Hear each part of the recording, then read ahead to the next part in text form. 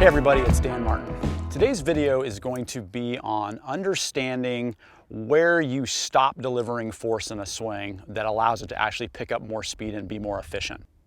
It's the understanding that a really elite player has. So if you're like a smaller in stature LPGA or a junior player, but you knock it out there far, you've definitely mastered the idea that a swing is what is called an energy exchange system. It's not an active brute force. And so let me explain just kind of the basic sequencing of a swing and how people getting smaller in stature can create a lot of force. When we get to the top of the swing, we've wound our body up, and as we change directions, we use our lower body to start to get this system going. So as the pelvis starts to turn, it actually kind of lags the thorax, and then the thorax starts to speed up, and then it kind of lags the arms, and the arms speed up, and it finally lags the golf club, and then the golf club takes off. People that struggle with golf apply force very late in the system when the system has already exchanged its energy. And so if you don't understand that, then you're going to really struggle. Okay, so to make it more clear here, I'm going to use my training aid, the Pro, to show you just the basics of energy exchange using a drill I call the wrecking ball, something I give to all my first-time students, because understanding energy exchange is crucial in building any kind of good swing technique, whether it be short game or full swing.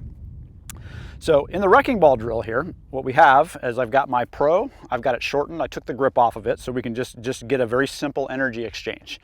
So what I'm going to be doing is I'm going to be exchanging energy from my arm swing to the Pro here, okay? And so I call it a wrecking ball motion because the wrecking ball is exactly the same type of energy exchange I'm going to demonstrate here. So as I change directions, I have to slow my arms down as I get closer to the thing that I want to impact, so the swinging force that I created when I changed directions can exchange.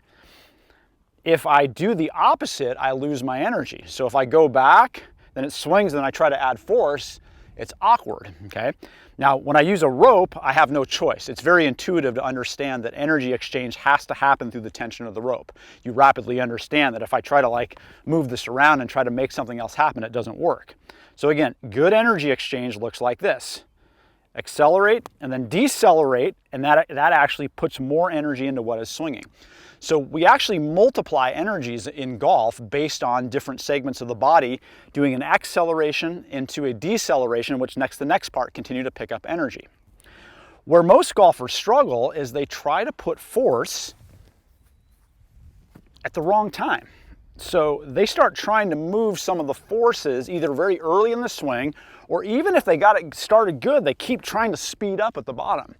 But the reality is, when you swing a golf club, your opportunity to create maximum force, it happened from here to about here. And then everything else is just freewheeling energy being exchanged finally from the arm system to the club system.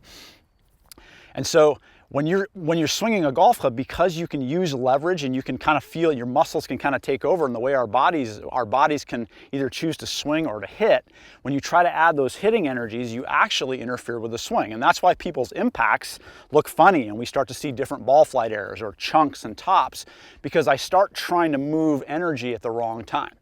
Generally, if I try to speed up the swing, so if the swing, I'm kind of into this final spot here, my arms are slowing down and the club is speeding up into impact. If I start to try to speed my arms up again, my golf club stops swinging forward. So then my hand muscles have to use it. And so those are really common errors that we see in the golf swing. So what's the solution to kind of understanding energy exchange? Well, if you use my training aid, the Pro, you rapidly understand that energy, you literally cannot exchange energy without creating what we call swing tension. And so as I showed you in the small movement, where I just was exchanging energy from arms to the Pro, when I go into the big motion, I actually start to experience some of the energy exchange that's within the body. So when I change directions, as I start to unwind from the lower body, I start to exchange energy. But again, it happens literally from here to here. I'm pretty much done. My arm is now slowing down, and then the club is speeding up. So if you're trying to hit it harder at the bottom, you're losing your swing. So as I work with my Pro and my impact reminder, I start to learn, oh yeah, the swing is over right there. So I'm trying to kind of end my swing here, and then just the momentum of the swing is actually just carrying me in. And that's what creates the feel of effortless power. So if you want to get better at swinging a golf club, you need to understand that your opportunity for force application happens early from the transition to kind of like, we'll call it about halfway down on the swing. The easiest way to learn that is to learn how to swing your pro.